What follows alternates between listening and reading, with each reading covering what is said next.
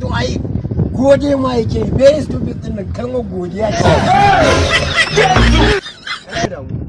Yanzu ne garin zai fito. To shi kenan. Ka san nake ba Hausa nan ke ji ba ne. Ban san dadewa a waje. Ne haka ne. Yawwa.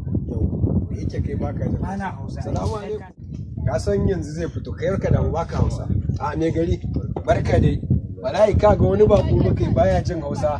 Shine da yazo na rako shi kofar gidanka baya Hausa. Bana Hausa. Da yaran kwata nake magana amma bana Hausa. Baya yin Hausa. Baya yanzu ma ba da Hausa yake magana. Yanzu zai fara zai faɗa abin da aka turo shi ga mana. Wani ci gaban ne ya zo mana. Ka san mu yan ƙauye. Yauwa. And peace and unity, Nigerian police party. And Tinubu or Kashim Shatima. To do working and the project higher institution can do working is kandin wata ayu fallon. Kai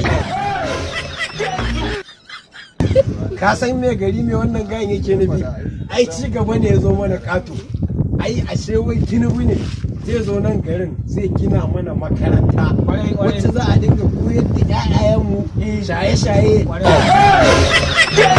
kamar wuyi haka giya za a zo a buɗe muku reshen su za a dinga koyar da yaran baya Hausa kuma baya Hausa mu je zuwa Hamza Burkutu and giya